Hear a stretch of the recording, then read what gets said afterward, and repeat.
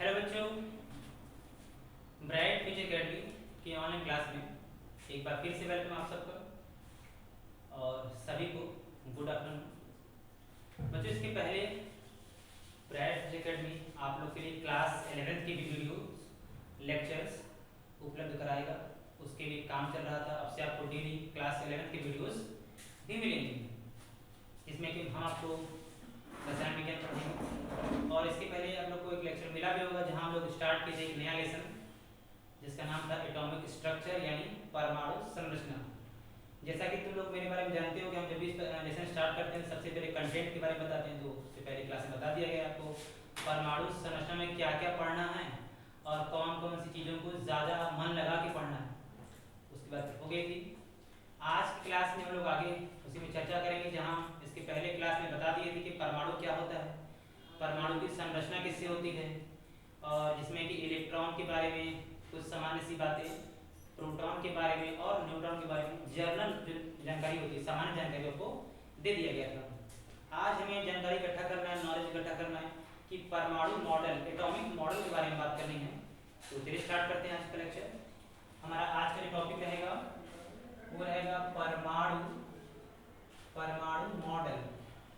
ठीक है, तो परमाणु मॉडल बच्चों याद होगा आपको, एटॉमिक मॉडल में मैंने कल बता रखा था कि 3 या 4 मॉडल आते हैं, जिसमें कि पहला आपका थॉमसन मॉडल है, दूसरा आपका रदरफोर्ड मॉडल है, तीसरा नील्स बोर का मॉडल है और चौथा श्रोडिंगर का मॉडल भी है, और फिर हाइड्रोजन का मॉडल। इतना सब नहीं पढ़ना है, केवल 3 में एक पढ़ना है जो कि आपका नील्स बोर का है, बाकी को नहीं पढ़ना है। नहीं पढ़ना है तो हम कभी बच्चों के साथ नाइंसाफी नहीं करते, उसके पढ़ लो, कहा जाता है थोड़ा सा अधिक पढ़ लोगे थोड़ी ना कि हाजमा खराब हो जाएगा। ठीक है, चलो स्टार्ट करते हैं। सबसे पहले इसमें 4 मॉडल पढ़ने हैं ना। पहला पढ़ना है थॉमसन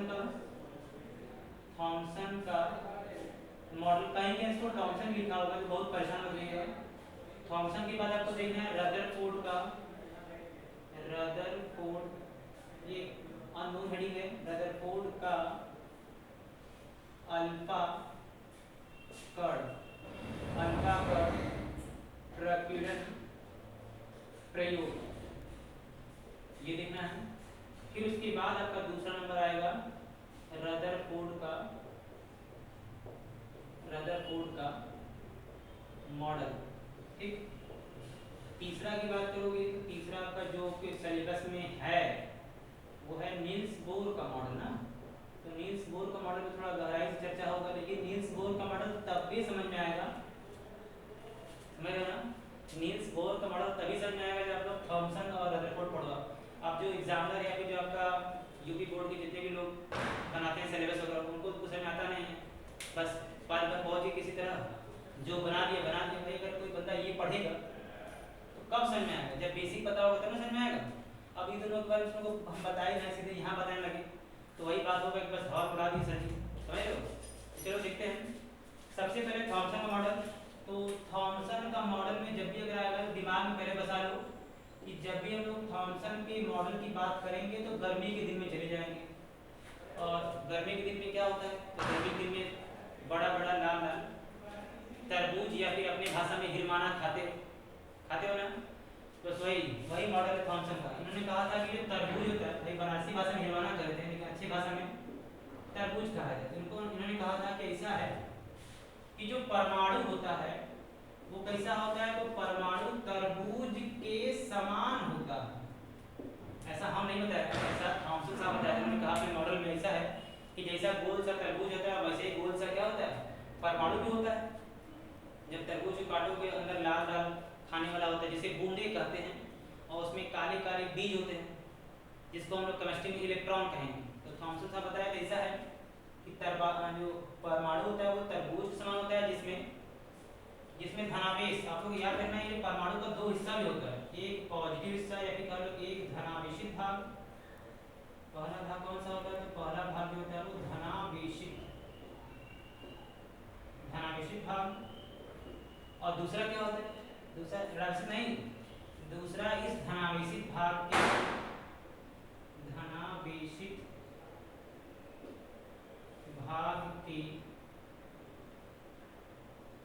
चारों ओर का क्षेत्र, जहां कौन रहता है, जहां इलेक्ट्रॉन घूमते हैं, दो भाग होता है। तो वही बताया गया थॉमसन का ऐसा है भाई कि जो परमाणु होता है वो क्या होता है, तो वो तरबूज के समान होता है। इस तरबूज में ऐसा बना दोगे खूब ऐसा, तो इसमें क्या होगा, इसमें बीच बीच में क्या होता है, लाल लाल जो बूंदे होते हैं वो खाया जाता है ऐसा। और इसमें क्या होगा, इसमें बीच बीच में इलेक्ट्रॉन भी क्या होता है, बीच में इलेक्ट्रॉन धसे रहते हैं। ये आपका इलेक्ट्रॉन हो गया, और जो धनावेश है ये क्या हो गया, ये आपका बूंदे जो हो गया वो धनावेश है। ऐसा हम नहीं बताए थे, ऐसा थॉमसन साहब बताए थे। कहे थे गर्मी का दिन है, ऐसे याद करो, गर्मी का दिन था और थॉमसन साहब भिरमाना खा रहे थे, तरबूज खा रहे, खाते खाते बक दिए कि परमाणु जस्ट लाइक तरबूज वाटरमेलन, जिसमें कि क्या होता है, जिसमें कि धनावेश जो रेड कलर का बूंदे होते हैं उसके समान होते हैं, और इलेक्ट्रॉन बीज के समान धनावेशों में बीच बीच में कहीं कहीं धसे रहते हैं। मॉडल समाप्त। इसमें एक बात निकल तो सामने आई, वो क्या थी कि थॉमसन साहब का मानना था, इसका थॉमसन साहब का मानना ये था कि परमाणु कैसा होता है, तो परमाणु गोल होता है, गोलाकार होता है, और कैसा होता है तो ठोस भी होता है, सॉलिड होता है, और कैसा होता है तो विद्युत उदासीन होता है। उदासीन मतलब इसमें न तो पॉजिटिव चार्ज होता है न तो नेगेटिव चार्ज होता है। इतना बात बक के निकल ली। फिर कौन आ गया, तो फिर रदरफोर्ड साहब आ गए। रदरफोर्ड साहब को जैसे खाना लोगों को नहीं पचता है, तो रदरफोर्ड साहब को सब बात तो पच गया, डाइजेस्ट हो गया, एक के बाद दूसरे में है। उन्होंने कहा भाई परमाणु ठोस होता है ये तो गलत लग रहा है, बाकी सब तो सही, चलो मान लो गोलाकार है, मान लिया, चलो इलेक्ट्रॉन धनावेश, सॉरी इलेक्ट्रॉन कैसा है, इलेक्ट्रॉन बीज के समान भी मान लिया, जो लाल खाते बूंदे उसके समान धनावेश है ये भी मान लिया, लेकिन रदरफोर्ड साहब इस बात को मानने से इनकार कर दिए कि परमाणु ठोस होता है। अब इस बात सुनने लगा, तो रदरफोर्ड साहब का ऐसा है कि हम क्या बेवकूफ़ नहीं है, हम बेवकूफ़ नहीं है, किसकी तरह थॉमसन की तरह गर्मी के दिन में हिरमाना खाते खाते साइंस का लॉ बक दी। ऐसा नहीं करेंगे, पहले प्रयोग करेंगे, साइंस का था पहले प्रयोग कीजिए, परीक्षण कीजिए, फिर किसी निष्कर्ष पहुंचे, तब जाकर कोई मॉडल दीजिए। तो बाकायदे जो नियम कानून बनाया गया साइंस का वो फॉलो कौन किया, रदरफोर्ड साहब की। उन्होंने कहा ऐसा नहीं भाई कि हम पहले प्रयोग करेंगे और प्रयोग करने के बाद मॉडल देंगे। तो चलो आगे हम लोग पढ़ना है रदरफोर्ड का अल्फा कण प्रकीर्णन प्रयोग, ठीक है।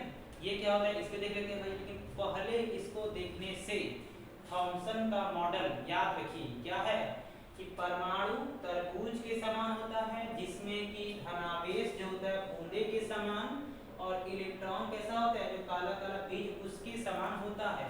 और थॉमसन साहब ने बताया था क्या कि परमाणु गोलाकार होता है, ठोस भी होता है, उदासीन कण भी होता है, ऐसा माना था। कमी क्या कहती थी, कमी ये थी कि इनका मॉडल स्टेबिलिटी भी नहीं बता पाया था, जीमैन इफेक्ट बीएससी में देखो कि उसके बारे में बता पाया था, ऑर्बिटल कक्ष क्या होता है इसके बारे में कुछ बता नहीं पाए थे, ठीक है। इस कमी देख ली। अब आगे देखना है रदरफोर्ड का अल्फा कण प्रकीर्णन प्रयोग, फिर इसके बारे में बात कर लेते थोड़ा सा। तो उसके लिए क्या करना है, उनको मिटाना पड़ेगा कुछ चीजें, चलो कुछ मिटाया गया। तो उम्मीद करते हैं कि थॉमसन साहब का मॉडल आपको समझ में आया होगा। चलो रदरफोर्ड की बात करें, फर्स्ट कर लेते हैं। तो रदरफोर्ड का अल्फा कण प्रकीर्णन प्रयोग, चलो देखो हेडिंग था रदरफोर्ड का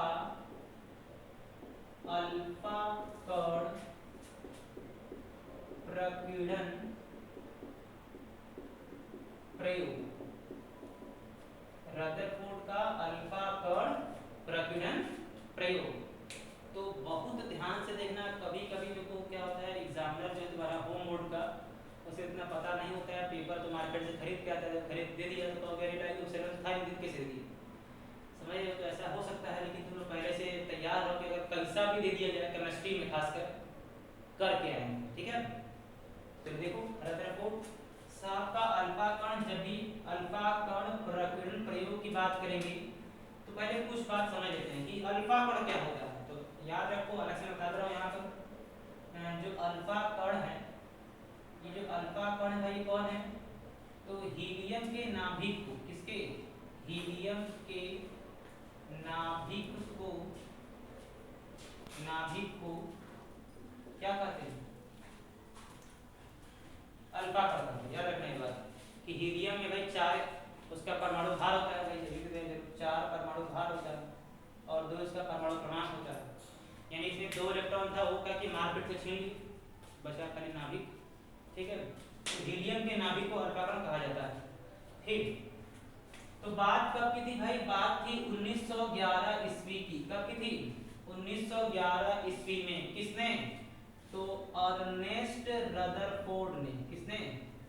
अर्नेस्ट रदरफोर्ड नामक वैज्ञानिक ने क्या क्या लिया था?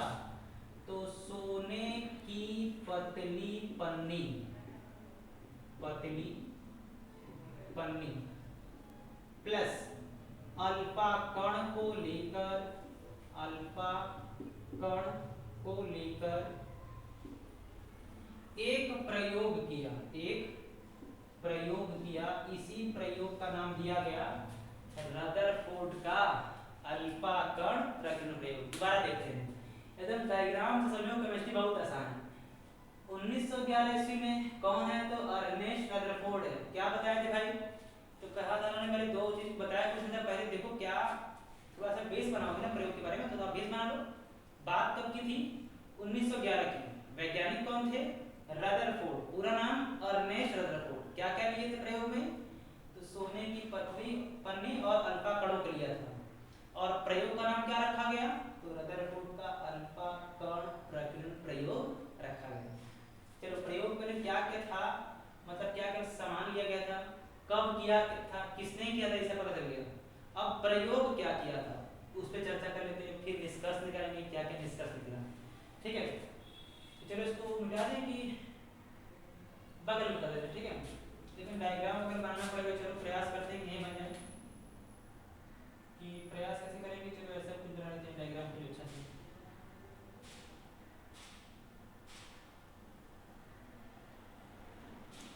ऐसा कुछ, ये क्या है? तो ये सोने की पतली पन्नी, और यहाँ पे जैसे गन होता है, गन से बंदूक निकलता है, उसी तरह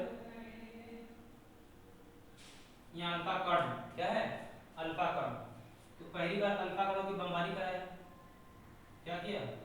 पहली बार अल्फा कणों की बमबारी कराया भाई। किसने? रदरफोर्ड साहब ने। तो कहा ऐसा है, पहले जब बमबारी कराया भाई, तो क्या पाया?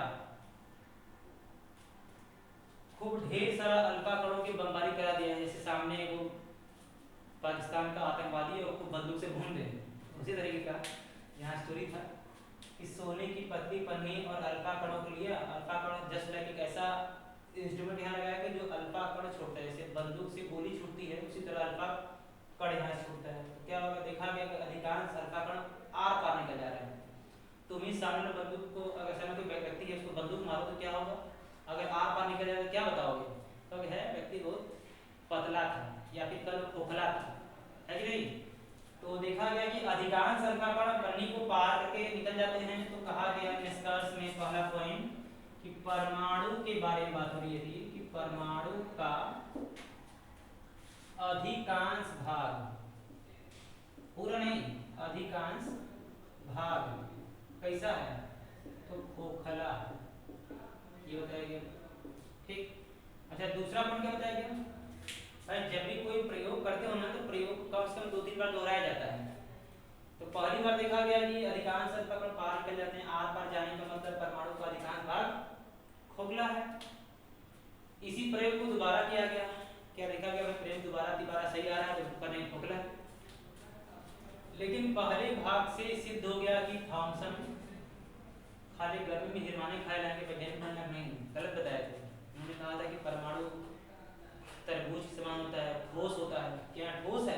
यहाँ देखो अधिकांश भाग खोखला है, मतलब पूरा कॉन्ट्राडिक्शन, विरोधाभास देखने को मिल रहा है। एक कह रहा है खोखला है, एक कह रहा है कि ठोस है। तो किसको सही मानोगे? जो बक्का था, जो प्रयोग किया था, जो प्रयोग किया उसे माना जाएगा, तो सही है। दोबारा देखा गया कि कुछ अल्फा कण ऐसे भी हैं कि जो कि परमाणु के केंद्र से मुड़ जा रहे हैं। क्या हो रहे हैं? परमाणु के केंद्र से मुड़ जा रहे हैं। जब मुड़, जब परमाणु के केंद्र से मुड़ जाएंगे, ठीक, तो कहेंगे भाई कि जो परमाणु का अधिकांश भाग जो खोखला था, लेकिन सेकंड, चलिए यहाँ पर मत मुड़ो,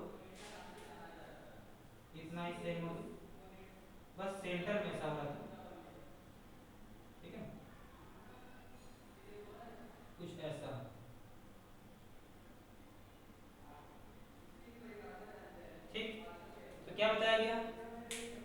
बताया गया कि कुछ अल्फा कण ऐसे भी हैं जो परमाणु के सेंटर से मुड़ जा रहे हैं। सेंटर से मुड़ जाए तो क्या समझोगे? ऐसे मान लो कोई भी चीज है टकरा कर मुड़ रहा है तो दो ही काम होगा, दो काम का एक ही काम होगा। यहाँ केवल और केवल प्रतिकर्षण हो रहा होगा। किसमें? ये जो परमाणु का जो केंद्र है, केंद्र इसमें और अल्फा कण में प्रतिकर्षण हो रहा होगा, दूर भाग रहा। वैज्ञानिक कहे भाई कैसे आपको पता चला कि प्रतिकर्षण हो रहा है? कहा ठीक है, ये अल्फा कण नाभिक होता है हीलियम का, आपने बताया, यानी अल्फा कण अपने आप में पॉजिटिव नेचर का होगा। तो कहा वैज्ञानिक हाँ सही भाई, पॉजिटिव नेचर क्या होगा? तो कहा कि चलो आप कहते हो, अदर वैज्ञानिक है कि आपको कैसे पता चला कि यहाँ पॉजिटिव भाग है? तो रदरफोर्ड ने कहा ऐसा है कि चलो मान लेते हैं आप ही का भाई कर लेते हैं, नेगेटिव पार्ट है। तो जब प्लस वाला माइनस के पास जाएगा तो बताओ आकर्षण होगा प्रतिकर्षण होगा? तो भाई यस, आकर्षण होगा। अगर आकर्षण होगा तो क्या होगा? ये अल्फा कण यहाँ जाकर डिपॉजिट हो जाएगा, चिपक जाएगा। क्या ऐसा हो रहा है क्या?